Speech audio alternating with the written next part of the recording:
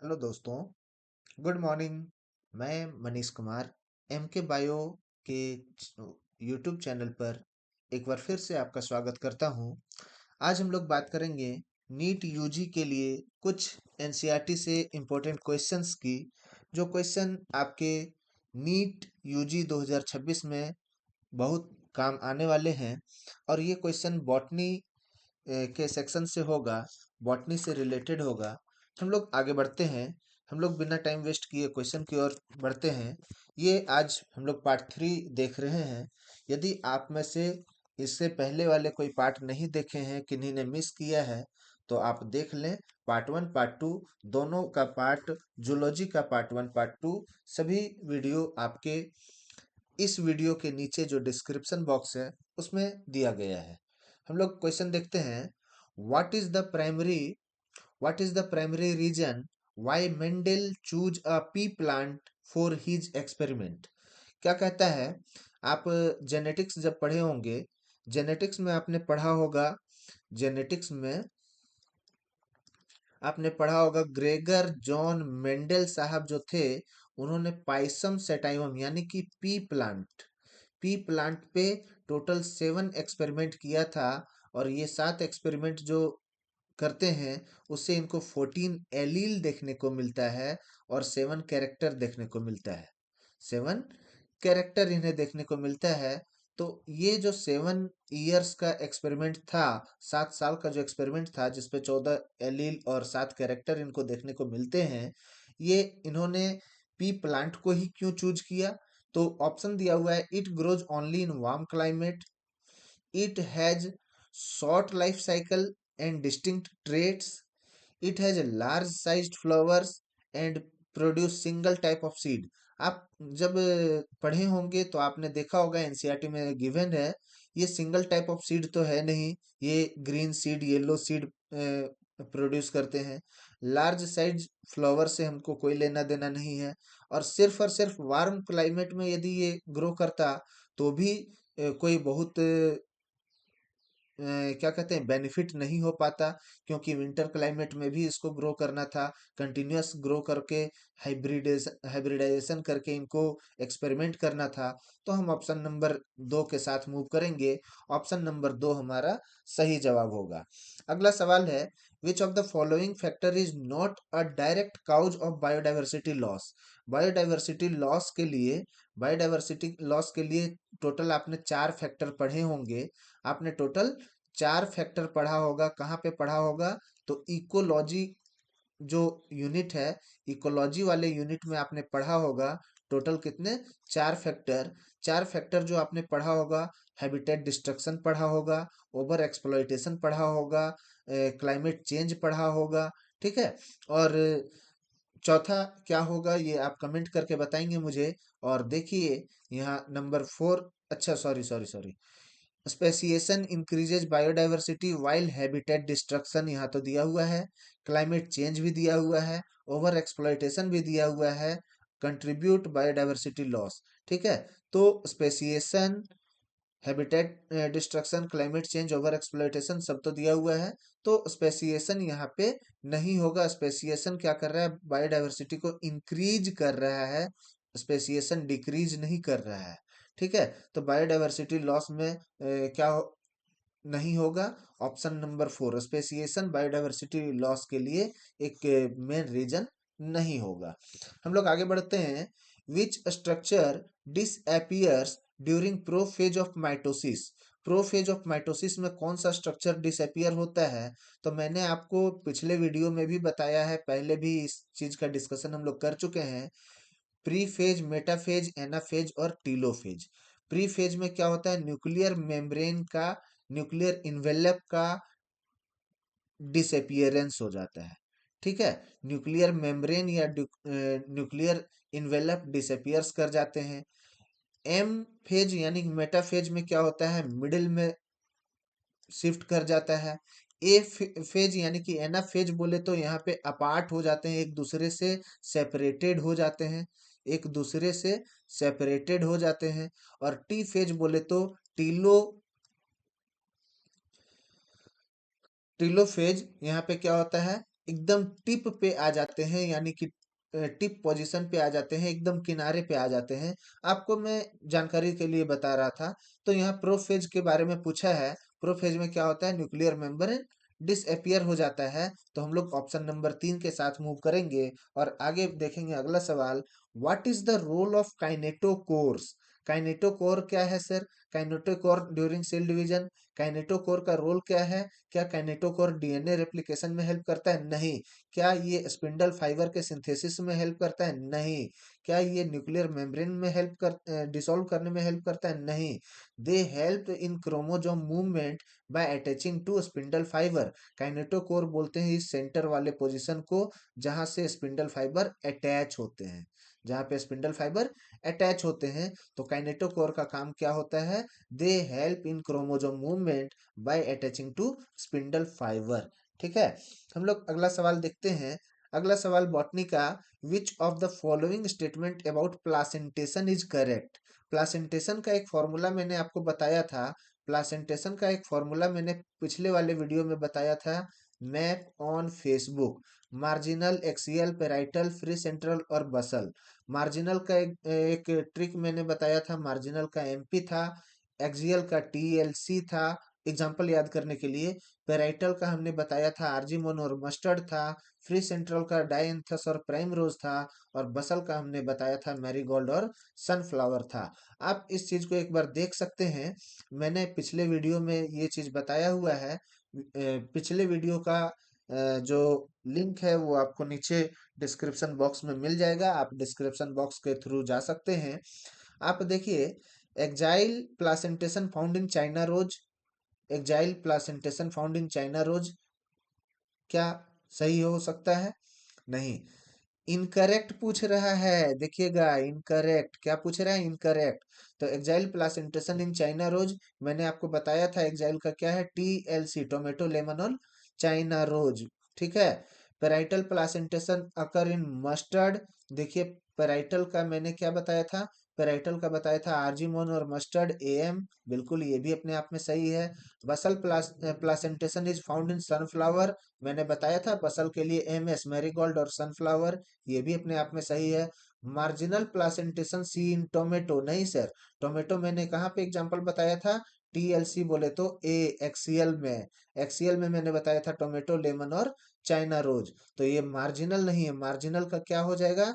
Marginal का हो जाएगा पी। तो ऑप्शन नंबर 4 के साथ हम लोग आगे बढ़ेंगे। और ऑप्शन नंबर 4 के साथ हम लोग आगे बढ़ेंगे। 4 हमारा इनकरेक्ट है। 4 हमारा इनकरेक्ट है और बाकी तीनों हमारे करेक्ट ऑप्शन हो जाते हैं। हम आगे बढ़ते हैं। What is net ATP? क्या पूछ रहा है? Net, net, net, NET. Net ATP का मतलब क्या हो गया? टोटल प्रोडक्शन में से लॉस जो हो जाएगा उसके बाद जो हमारा बचेगा, डेट इज नेट। ठीक है। टोटल प्रोडक्शन में जो लॉस होता है उस लॉस को माइनस करेंगे तो हमारा जो बचेगा वो नेट बचेगा। नेट कब है? What is the net gain of one molecule? एक मॉलिक्यूल ऑफ ग्लूकोज से नेट कितना एटीपी होगा? तो देखिएगा, कहीं आपको एनसीईआरटी में 36 देखने को मिलेगा, कहीं आपको 38 देखने को मिलेगा। यहाँ पे ऑप्शन आपका 36 यदि रहता तो आप 36 भी तो आपको कंफ्यूजन होता। यदि ऑप्शन में 36 होता तो आपको कंफ्यूजन होता। लेकिन यहाँ जब 36 ऑप्शन में है ही नहीं तो आप 38 को लेकर के आगे बढ़ेंगे। यदि कहीं ऑप्शन ऐसा हो 36 और 38, तो ये दोनों के दोनों ऑप्शन सही होंगे और ये आपको एक बोनस मार्क्स देखने को मिल जाएगा। क्योंकि कभी कभी क्या होता है कि 36 और 38 दोनों एनसीईआरटी में दिए हुए हैं, इसलिए आपको दोनों के दोनों करेक्ट मान करके चलने हैं। लेकिन मोस्ट ऑफ द केस में आप 38 को प्रिफर करेंगे, 36 को प्रिफर नहीं करेंगे।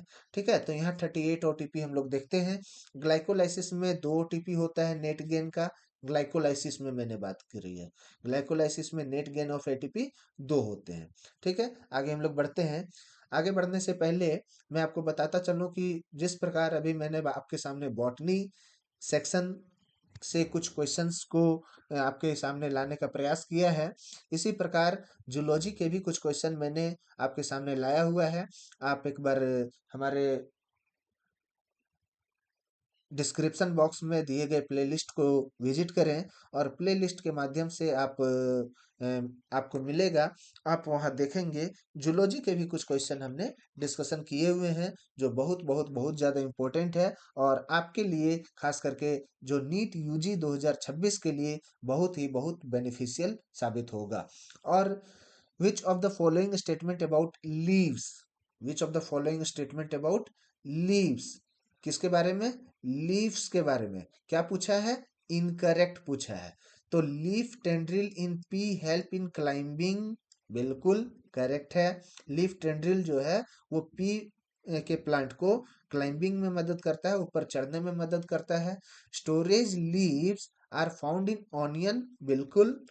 लीव्स जो होता है वो ऑनियन के हम लोग लीव्स को खाते हैं, लीव्स में क्या होता है? फूड स्टोर होता है।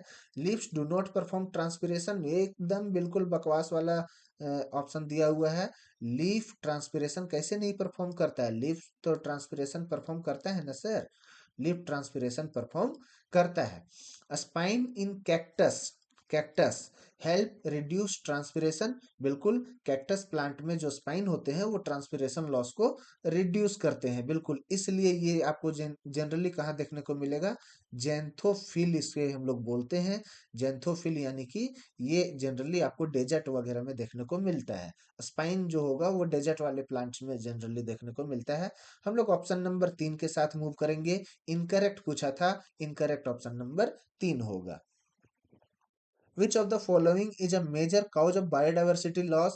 बायोडाइवर्सिटी लॉस, बायोडाइवर्सिटी लॉस के लिए मेजर काउज कौन सा है? क्या पॉल्यूशन मेजर काउज हो सकता है? क्या जेनेटिक ड्रिफ्ट हो सकता है? क्या सोलर रेडिएशन हो सकता है? क्या ओजोन डिप्लीशन हो सकता है?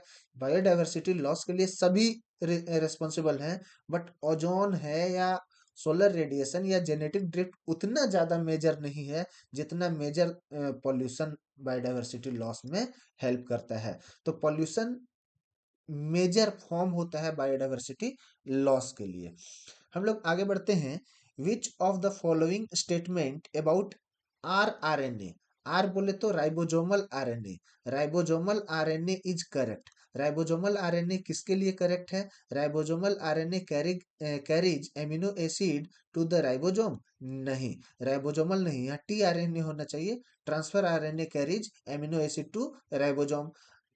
Ribosomal RNA function as a catalytic molecule in translation, बिल्कुल। ट्रांसलेशन क्या होता है सर? डीएनए से आरएनए बनना ट्रांसक्रिप्शन कहलाता है। डीएनए से आरएनए बनना ट्रांसक्रिप्शन कहलाता है, और यही आरएनए से प्रोटीन का बनना, आरएनए से प्रोटीन का बनना क्या कहलाता है? ट्रांसलेशन कहलाता है। और ये डीएनए से डीएनए का खुद का बनना सेल्फ रेप्लिकेशन कहलाता है। और ये जो पूरा प्रोसेस है, इस पूरे प्रोसेस को आप देखेंगे, इस पूरे प्रोसेस को हम लोग क्या नाम देते हैं?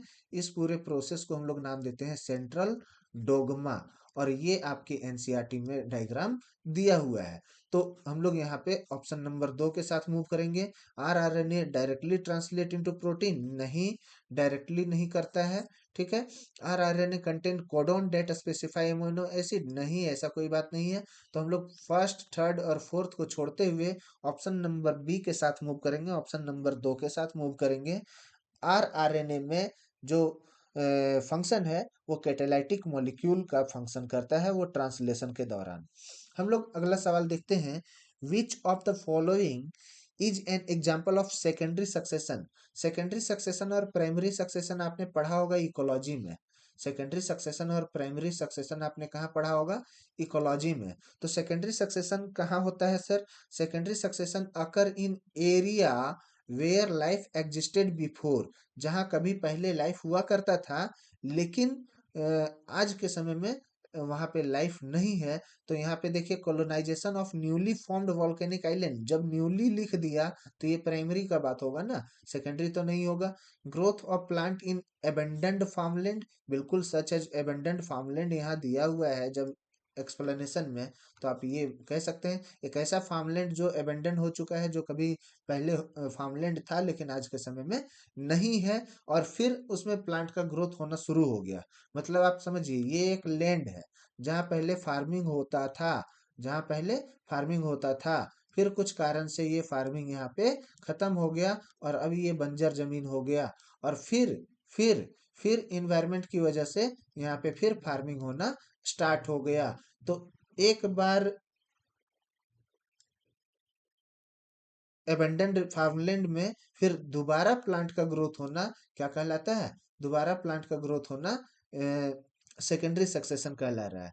Development of life on a glacier नहीं, ग्लेशियर में लाइफ का आना सेकेंडरी नहीं होगा और कोरल रीफ के फॉर्मेशन को भी सेकेंडरी नहीं कहेंगे।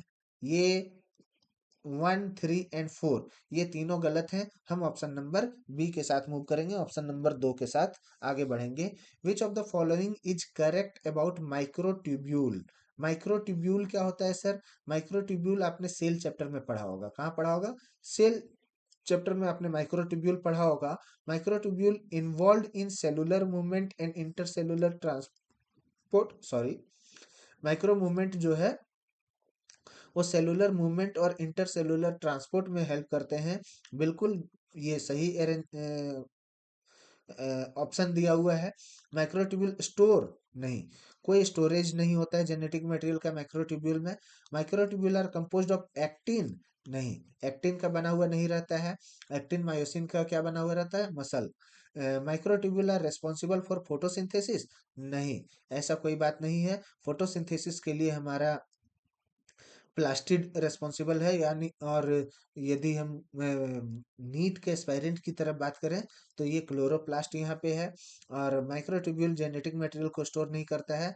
जेनेटिक मटेरियल को स्टोर करने वाला न्यूक्लियस है या माइटोकॉन्ड्रिया है, या आप क्लोरोप्लास्ट के नाम भी ले सकते हैं। क्लोरोप्लास्ट में भी जेनेटिक मटेरियल होता है, लेकिन मोस्टली आप न्यूक्लियस का नाम लेंगे, माइटोकॉन्ड्रिया का नाम लेंगे। क्लोरोप्लास्ट का नाम जनरली हम लोग अवॉइड करते हैं क्योंकि ये सिर्फ और सिर्फ प्लांट सेल में होता है। इसलिए जेनेटिक मटेरियल का नाम हम न्यूक्लियस और माइटोकॉन्ड्रिया की बात करते हैं क्योंकि ये प्लांट और एनिमल दोनों वाले सेल में पाए जाते हैं। तो हम लोग यहाँ ऑप्शन नंबर ए के साथ मूव करेंगे। ऑप्शन नंबर ए है microtubule are involved in cellular movement and intracellular transport. Intracellular transport, देखिए एक बार फिर से मैं आपको बताना चाहूंगा कि जिस प्रकार मैं एक्चुअली मेरा पुराना एक्सपीरियंस रहा है, मैं पिछले 8 साल से बायोलॉजी के फैकल्टी रहा हूँ और बायो फैकल्टी होने की वजह से बायोलॉजी मेरा अपना प्राइम सब्जेक्ट होता है। और आज के समय में मैं एक बार प्रीलिम्स निकाल करके यूपीएससी के मेंस को भी लिख चुका हूँ और अभी भी मेरा प्रिपरेशन फेज चल ही रहा है। तो मैं जिस तरीके से खुद से प्रिपेयर कर रहा हूँ, मैं चाहता हूँ आप सभी मेरे साथ जुड़े। और अंक प्लस नाम से एक यूट्यूब चैनल है हमारा, अंक प्लस नाम से हमारा एप्लीकेशन है, अंक प्लस के नाम से हमारा वेबसाइट है। इस वेबसाइट और इस एप्लीकेशन और इस यूट्यूब चैनल के माध्यम से मैं आपसे कुछ यूपीएससी के एनसीईआरटी से डायरेक्ट जो सवाल दिए जाते हैं, जो प्रीलिम्स में फेवरेट सवाल पूछे जाते हैं, ऐसे सवालों को डिस्कस करने के लिए आपके सामने डेली एम यूपीएससी जीएस के और सीसेट के एमसीक्यूज को लाने का प्रयास कर रहा हूं।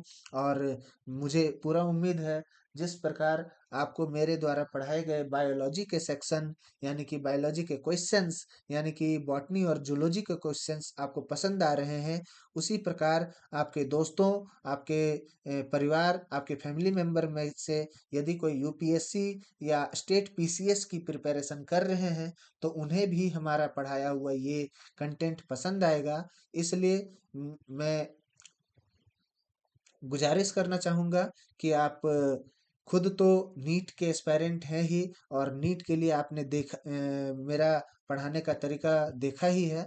आप दूसरों को सजेस्ट करें कि वो हमारे यूपीएससी जीएस के क्वेश्चन या यूपीएससी सीसेट के क्वेश्चंस और जितने भी जो स्टेट पीसीएस या एसएससी यूपीएससी के लिए रिक्वायर्ड कंटेंट है जो मैंने अंक प्लस के चैनल पे डाला हुआ है, उसे आप उसे शेयर करें और लाइक सब्सक्राइब तो बिल्कुल करें। लाइक सब्सक्राइब करने के बाद बेल बटन भी दबाएं। और आपको हमारा पढ़ाना कैसा लगता है इसे आप कमेंट में जरूर हमें बताएं, इससे हमें मोटिवेशन मिलता रहेगा। विच of the following is correct about substrate level phosphorylation? Substrate level phosphorylation के बारे में करेक्ट पूछ रहा है। फॉस्फोराइलेशन जो सबस्ट्रेट लेवल फॉस्फोराइलेशन होगा उसके बारे में करेक्ट स्टेटमेंट पूछ रहा है। देखिए यहाँ पे एक्सप्लेनेशन में, substrate level phosphorylation occurs in glycolysis. कहाँ होता है? ग्लाइकोलाइसिस। ये ग्लाइकोलाइसिस वही है सर जिसको आपने ईएमपी पाथवे के नाम से पढ़ा होगा। ये ग्लाइकोलाइसिस वही है जिसको आपने 10 स्टेप प्रोसेस के नाम से भी पढ़ा होगा। 10 स्टेप प्रोसेस के नाम से एक और प्रोसेस को हम लोग जानते हैं जिसका नाम है क्रेब साइकिल। ठीक है, तो ये ईएमपी पाथवे के नाम से आपने पढ़ा होगा। ये ईएमपी क्या है सर? ये ईएमपी उन तीन साइंटिस्टों का नाम है, उन तीन साइंटिस्टों का नाम है जिन्होंने ग्लाइकोलाइसिस के पूरे कंप्लीट स्टेप को आपके सामने डिराइव किया है। उन तीनों साइंटिस्ट का नाम क्या है? एक ई से है, एक एम से है, एक पी से है।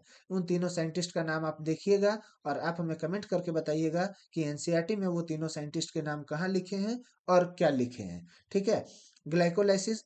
अब क्रेब साइकिल की बात हो रही है, तो substrate level phosphorylation occurs in glycolysis and Krebs cycle generating ATP without the electron transport chain. बिना ईटीएस में गए यदि एटीपी का जनरेशन हो रहा है तो उसे हम सबस्ट्रेट लेवल फॉस्फोराइलेशन कहेंगे। तो ग्लाइकोलाइसिस और क्रेब साइकिल की यहाँ बात हो रही है, तो और without the electron transport chain, तो यहाँ पे देखिए आपको मिल गया, ये ग्लाइकोलाइसिस और क्रेब साइकिल की बात हो रही है, तो हम ऑप्शन नंबर 2 को मान सकते हैं कि ये सही होगा। इट रिक्वायर्स ईटीसी, देखिए यहाँ पे मैंने डिस्क्रिप्शन में लिखा है विदाउट द ईटीसी, तो ये पहला स्टेटमेंट गलत हो गया। It take place in the inner mitochondrial membrane, नहीं सर, यदि इनर माइटोकॉन्ड्रियल मेम्ब्रेन में होता तो ग्लाइकोलाइसिस नहीं हो पाता। ग्लाइकोलाइसिस कहाँ होता है? आप कमेंट करके मुझे बताएंगे। It produces more ATP than oxidative phosphorylation, नहीं, ये मोर नहीं होता है। ग्लाइकोलाइसिस में सिर्फ 2 एटीपी होते हैं, क्रेब साइकिल में शायद सिर्फ 4 होते हैं। तो इस प्रकार आप कह सकते हैं कि इस पे मोर नहीं, लेस एटीपी होता है। मोर एटीपी आपको ईटीएस में देखने को मिलेंगे, ईटीसी में देखने को मिलेंगे, जहां एक एनएडीएच जो है वो आपको 3 एटीपी बनाता हुआ दिखेगा और एक FADH2 जो है वो आपको 2 एटीपी बनाता हुआ दिखेगा। ठीक है, तो यहाँ पे हम लोग बात करते हैं कि मोर एटीपी आपको ईटीसी में देखने को मिलेगा। ग्लाइकोलाइसिस और क्रेब साइकिल जो कि सबस्ट्रेट लेवल फॉस्फोराइलेशन है, वहां पे आपको लेस नंबर ऑफ एटीपी देखने को मिलेगा। मोर एटीपी कहाँ मिलेगा? ऑक्सीडेटिव फॉस्फोराइलेशन में। तो हम ऑप्शन नंबर बी के साथ मूव करेंगे, ऑप्शन नंबर 2 के साथ आगे बढ़ेंगे। अगला सवाल हमारा है, which of the following statement about Phaeophyceae is correct. Phaeophyceae के बारे में बात हो रही है, फियोफाइसी के बारे में करेक्ट स्टेटमेंट क्या है? Phaeophyceae lack chlorophyll and rely on phycoerythrin, नहीं, फियोफाइसी में ऐसा कोई बात नहीं है कि फाइकोइरिथ्रिन में वो डिपेंड करता हो। They their plant body can reach height up to 100 metre, बिल्कुल 100 मीटर इन केल्प। केल्प का एग्जाम्पल आपके एनसीईआरटी में दिया हुआ है और ये टॉलेस्ट प्लांट का एग्जाम्पल है। टॉलेस्ट प्लांट का एग्जाम्पल है केल्प। केल्प क्या है? टॉलेस्ट प्लांट है जो कि लगभग 100 मीटर तक भी हाइट जा सकता है। Phaeophyceae store food in floridean starch, नहीं, फ्लोरिडियन स्टार्च के फॉर्म में ये फूड को स्टोर नहीं करता है। ऑल फियोफाइसी आर यूनिसेलुलर, एकदम यहाँ पे ऑल लिख करके ही ये गड़बड़ कर दिया, मामला गड़बड़ा गया। और हम लोग यहाँ पे ऑप्शन नंबर 2 के साथ मूव करेंगे। ऑप्शन नंबर 2 हमारा क्या होगा? Their plant body can reach height up to 100 metres in kelp. ठीक है, अगला सवाल हम देखते हैं।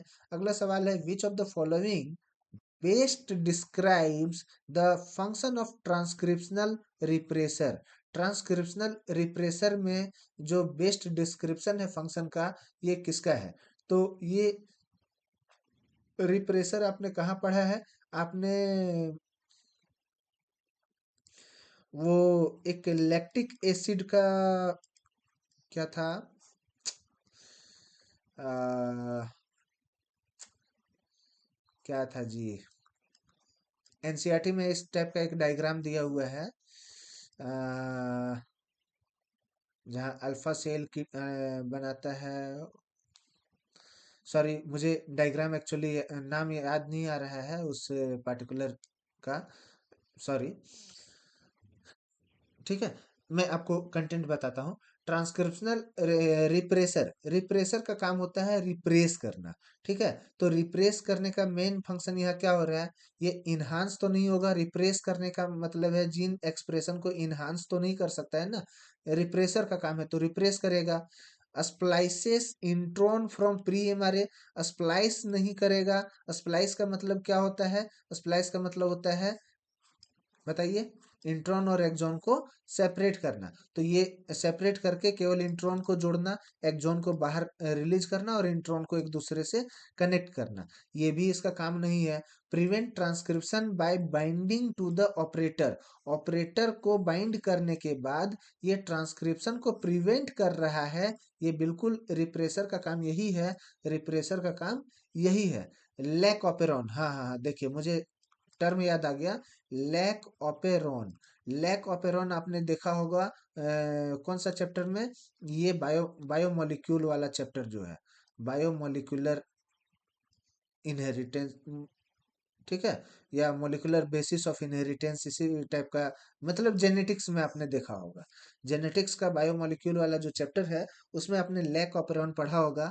लैक ऑपेरॉन में रिप्रेसर का काम क्या होता है, लैक ऑपेरॉन में एक इंड्यूसर होता है स्मॉल आई, एक रिप्रेसर होता है स्मॉल आर, एक ऑपरेटर होता है स्मॉल ओ, एक पी से क्या होता है, पी से क्या होता है, मुझे याद नहीं आ रहा है टर्म एक्चुअली। ठीक है, तो लैक ऑपेरॉन की यहाँ बात हो रही है। लैक ऑपेरॉन में ट्रांसक्रिप्शनल रिप्रेसर का जो काम है वो ऑपरेटर को बाइंड करता है ताकि ट्रांसक्रिप्शन को प्रिवेंट किया जा सके। और ये राइबोसोम अटैचमेंट ये भी गलत है, तो हम यहाँ ऑप्शन नंबर 2 के साथ मूव करेंगे। आप लैक ऑपेरॉन की बात यहाँ कर रहे थे, यहाँ पे हम लोग बात कर रहे हैं लैक ऑपेरॉन, लैक्टिक एसिड के ऑपरेशन की हम लोग बात कर रहे हैं, लैक ऑपेरॉन। तो यहाँ पे आप देखिएगा, ये ऑप्शन नंबर 2 के साथ हम लोग फिर आगे बढ़ते हैं। अगला सवाल हमारा, which of the following best explain why energy transfer between trophic level is insufficient. ठीक है, ये कहना चाह रहा है which of the following best explain why energy transfer between trophic level is insufficient. Trophic level में एनर्जी का transfer जो है वो इनसफिशिएंट क्यों हो जाता है, क्योंकि all energy transfer to the next, बिल्कुल ये गलत है, ऑल नहीं होता है।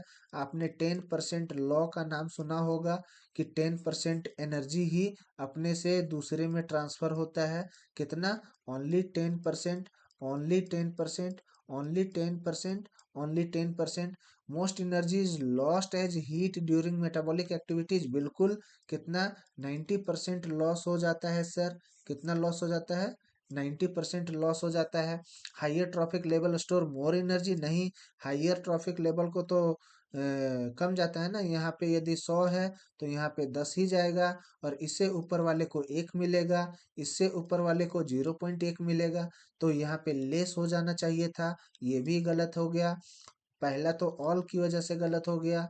Producer do not store energy, ऐसा थोड़ी होता है, प्रोड्यूसर स्टोर नहीं करेगा, प्रोड्यूसर भी तो स्टोर करेगा कुछ एनर्जी, तो ये भी गलत हो गया। एनर्जी कैसे नहीं स्टोर करेगा, बिना एनर्जी का प्रोड्यूसर फोटोसिंथेसिस कैसे करेगा।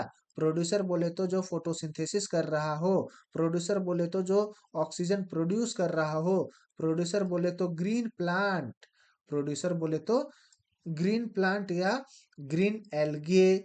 ठीक है, तो प्रोड्यूसर यदि एनर्जी स्टोर नहीं करेगा तो फोटोसिंथेसिस कैसे करेगा, वो ऑक्सीजन प्रोड्यूस कैसे करेगा। तो यहाँ पे ये भी हमारा गलत हो गया। हम ऑप्शन नंबर 2 के साथ मूव करेंगे। ऑप्शन नंबर बी हमारा सही जवाब होगा, option number 2। Which protein prevent the premature reannealing of DNA during replication. ये एनिलिंग, ये जो टर्म है एनिलिंग, ये आपने कहाँ पढ़ा होगा, ये आपने पीसीआर नाम सुना है, polymerase chain reaction. Polymerase chain reaction का 3 स्टेप है, स्टेप नंबर 2, 1 2 3। एक क्या क्या स्टेप है, उसी में से कोई एक स्टेप है एनिलिंग। अब आप हमें कमेंट करके बताइएगा कि कौन सा स्टेप को हम लोग एनिलिंग कहते हैं। तो यहाँ कह रहा है विच प्रोटीन प्रिवेंट प्री मैच्योर री एनिलिंग, प्री मैच्योर री एनीलिंग को प्रिवेंट करने के लिए कौन सा प्रोटीन रेस्पॉन्सिबल है, तो सिंगल स्ट्रैंडेड बाइंडिंग प्रोटीन, इसको हम लोग बोलते हैं एसएसबी प्रोटीन। एसएसबी प्रोटीन यानी कि सिंगल स्ट्रैंडेड बाइंडिंग प्रोटीन। इसके दो यूज हम एनसीईआरटी में देखते हैं। एक इसका यूज ट्रांसक्रिप्शन में देखते हैं और दूसरा पीसीआर में हमें देखने को मिलता है एसएसबी प्रोटीन का। विच of the following is not which of the following is not characteristic of kingdom Animalia. Kingdom Animalia का क्या कैरेक्टरिस्टिक नहीं है? क्या इसमें सेल वाल नहीं होते हैं? बिल्कुल इसमें सेल वाल नहीं होते हैं।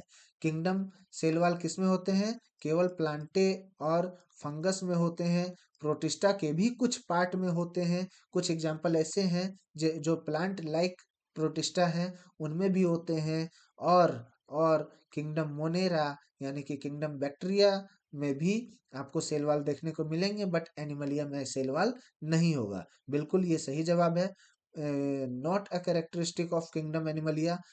उसके बाद हेट्रोट्रॉफिक मोड ऑफ न्यूट्रिशन, बिल्कुल हेट्रोट्रॉफिक मोड ऑफ न्यूट्रिशन को ये फॉलो करते हैं एनिमलिया किंगडम वाले। Animalia kingdom heterotrophic mode of nutrition को फॉलो करते हैं। मल्टी सेलुलर बॉडी, बिल्कुल मल्टी सेलुलर होगा।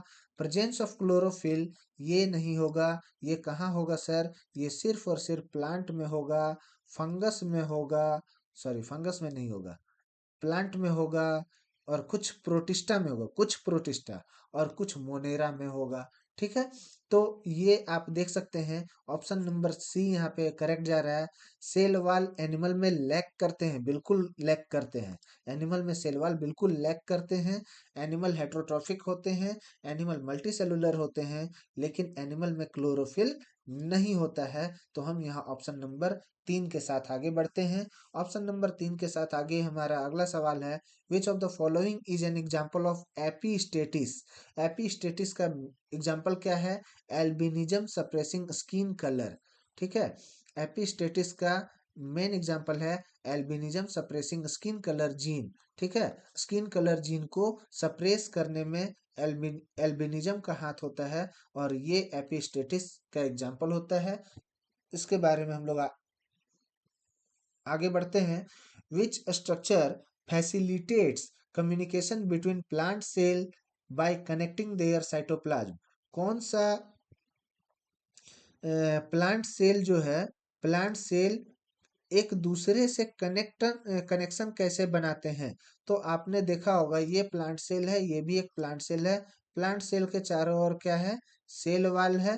प्लांट सेल के चारों ओर क्या है सर? सेल वाल है। ये सेल वाल एक दूसरे से जो कनेक्शन बनाते हैं, ये कनेक्शन बनाते हैं प्लाज्मोडेस्माटा की मदद से। किसकी मदद से? प्लाज्मोडेस्माटा और microscopic channel that connect cytoplasm of adjacent plant cell enabling communication and transport। बात समझ में आई? ठीक है, हम लोग यहाँ पे देखते हैं ये एक टेलीग्राम चैनल का क्यूआर कोड प्रोवाइड किया गया है। आप हमारे टेलीग्राम चैनल को ज्वाइन कर सकते हैं पीडीएफ डाउनलोड करने के लिए। जो भी वीडियो आपको यूट्यूब में देखने को मिल रहा है, उन सभी वीडियोज के जो पीडीएफ हैं वो इसी टेलीग्राम चैनल पे आपको अवेलेबल मिलेगा। और ये हमारा वेबसाइट है। अभी हमने कुछ देर पहले एक बार जिक्र किया था कि हमारा वेबसाइट है, हमारा अंक प्लस का अपना एप्लीकेशन है, मोबाइल एप्लीकेशन, जो कि आपके एंड्रॉयड और आईफोन दोनों के लिए सपोर्ट करेगा। प्ले स्टोर में आपको प्ले स्टोर में भी आपको ये मिल जाएगा और ऐप स्टोर में भी मिल जाएगा। आप हमारे वेबसाइट के माध्यम से भी, वेबसाइट जैसे ओपन करेंगे यहाँ कॉर्नर पे आपको मिलेगा डाउनलोड ऐप का लिंक, और यहाँ से भी आप डाउनलोड कर सकते हैं हमारे ऐप और हमारे टेलीग्राम के बाद हम अगला सवाल की ओर मूव करते हैं। Which of the following is correct about repressible operon. Repressible operon का क्या मतलब होता है? It is always active regardless of environmental condition. Sir always जहां लिखा वहीं समझिए कि ये गलत है। It is normally on but can be turn off by repressor. बिल्कुल ये नॉर्मली क्या होते हैं? ऑन होते हैं, लेकिन इसे टर्न ऑफ किया जा सकता है रिप्रेसर के माध्यम से। कुछ देर पहले भी हमने ये एग्जांपल पढ़ा था। ठीक है, ये परमानेंटली नहीं, इट रिक्वायर्स इंड्यूसर फॉर नहीं। ठीक है, तो हम लोग ऑप्शन नंबर 2 के साथ आगे बढ़ते हैं। अगला हम देखते हैं यहाँ पे व्हाट्सएप का चैनल का आपको क्यूआर कोड दिया गया है। आप हमारे व्हाट्सएप चैनल से भी जुड़ सकते हैं। व्हाट्सएप चैनल हमारा अंक प्लस के नाम से आपको देखने को मिलेगा और अंक प्लस के नाम से व्हाट्सएप चैनल में आप जुड़ सकते हैं। यहाँ भी आपको बहुत सारे इन्फॉर्मेशंस देखने को मिलेंगे। डेली क्लासेस से रिलेटेड, पीडीएफ से रिलेटेड और यूट्यूब के लिंक से रिलेटेड आपको इन्फॉर्मेशन मिलेगा। आप हमसे कंसल्ट करने के लिए हमारे जीमेल से कनेक्ट कर सकते हैं, हमारे फेसबुक से और हमारे इंस्टाग्राम से कनेक्ट कर सकते हैं। यूट्यूब में तो अभी आप वीडियो देख ही रहे हैं और यूट्यूब में भी अंक प्लस के नाम से या यूट्यूब में एम के बायो के नाम से हमारा आपको चैनल देखने को मिलेगा। एम के बायो जो है वो स्पेशली नीट के लिए है, जिसमें अभी आप वीडियो देख रहे हैं, जिसमें अभी आप बायोलॉजी की स्टडी कर रहे हैं। नीट नहीं, आप कहिए मोस्ट प्रेफरेंस ये बायोलॉजी को जाता है। एक्चुअली मैं बायोलॉजी के फैकल्टी होने के नाते सिर्फ और सिर्फ बायोलॉजी यहाँ पे आपको यूट्यूब में पढ़ा पाऊंगा।